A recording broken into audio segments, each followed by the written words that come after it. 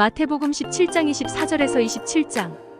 가버나움에 이르니 반세겔 받는 자들이 베드로에게 나아와 이르되 너의 선생은 반세겔을 내지 아니하느냐 이르되 내신다 하고 집에 들어가니 예수께서 먼저 이르시되 시몬아 내 생각은 어떠하냐 세상 임금들이 누구에게 관세와 국세를 받느냐 가지 아들에게냐 타인에게냐 베드로가 이르되 타인에게니이다. 예수께서 이르시되 그렇다면 아들들은 세를 면하리라. 그러나 우리가 그들이 실족하지 않게 하기 위하여 내가 바다에 가서 낚시를 던져 먼저 오르는 고기를 가져 입을 열면 돈 한 세겔을 얻을 것이니 가져다가 나와 너를 위하여 주라 하시니라.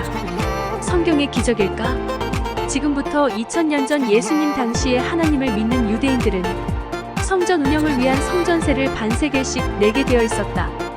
출애굽기 30장 13절. 무릇 계수 중에 드는 자마다 성소의 세겔로 반세겔을 낼지니 한 세겔은 20게라라. 그 반세겔을 여호와께 드릴지며. 그런데 사람들이 알지 못하고 깨닫지 못하여 성전의 주인격이신 예수님에게 오히려 성전세를 내라고 독촉을 하였다. 이에 예수님은 사람들이 실족하지 않게 하기 위해서 바다에 가서 낚시를 던져 먼저 오르는 물고기의 입을 열어 예수님과 베드로의 성전세를 내라고 한 것이다. 과연 정말로 베드로가 낚시를 해서 먼저 오르는 물고기의 입을 열어서 한 세겔을 얻게 되고 성전세를 내게 된 것일까?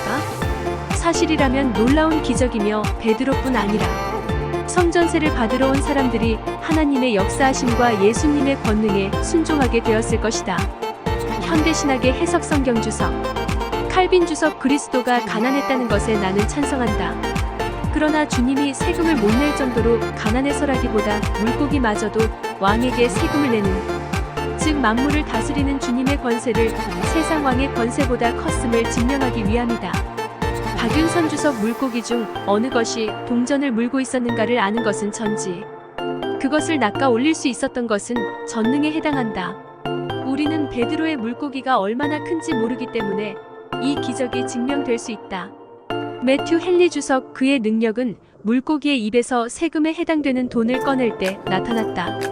그의 전능하심이 그 돈을 그 물고기의 입에 넣어두었는지 아니면 그의 전지하심이 그 돈이 거기에 있는지를 알았던지 간에 결국은 한 가지로 귀결된다. 일설 베드로가 물고기 잡아서 팔아 한 세겔을 얻음. 기적이 아닌 비유. 성경은 성경이 최대의 주석이며 성경 속에 문제와 해답이 있다.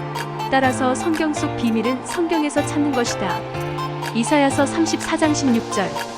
너희는 여호와의 책에서 찾아 읽어보라. 이것들 가운데서 빠진 것이 하나도 없고 제짝이 없는 것이 없으리니 이는 여호와의 입이 이를 명령하셨고 그의 영이 이것들을 모으셨습니다. 예수님은 베드로에게 사람을 낚는 어부가 되라고 했으며 마태복음 4장 19절 말씀하시되 나를 따라오라. 내가 너희를 사람을 낚는 어부가 되게 하리라 하시니 실제 베드로는 하루에 3,000명씩 주님께로 돌이키는 일을 했다. 사도행전 2장 14절에서 41절. 그럼 베드로가 낚으러 간 물고기는? 아모스 4장 2절. 주 여호와께서 자기의 거룩함을 두고 맹세하시되 때가 너희에게 이를지라 사람이 갈고리로 너희를 끌어가며 낚시로 너희의 남은 자들도 그러하리라. 예레미야 16장 16절. 여호와의 말씀이니라. 보라 내가 많은 어부를 불러다가 그들을 낚게 하며 그 후에 많은 포수를 불러다가 그들을 모든 산과 모든 언덕과 바위 틈에서 사냥하게 하리니 돈은 물고기가 가지고 다니지 않고 사람이 갖고 다님. 예수님께서는 베드로에게 고기를 낚으러 바다에 가라고 하신 것이 아니라 세상 바다에 나가서 말씀으로 사람을 맞다 그에게서 한 세겔을 얻으라 하신 것이다. 성경은 비유로 쓰여 있다. 성경은 문자 그대로 볼 것이 아니라 비유로 봐야 하나님과 주님의 말귀를 제대로 알아듣게 된다. 성경에는 사람을 동물이나 만물로 비유한 것이 수없이 나온다.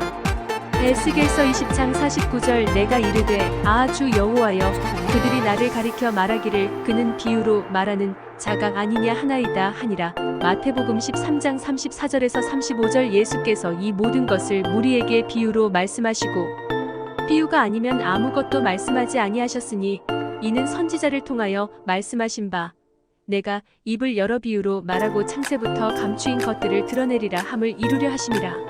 성경을 비유로 풀면 너무나 순리적이고 쉬운데 문자 그대로 보고 믿으려면 너무 어렵다. 생명을 구원받는 것이 최고의 기적이다.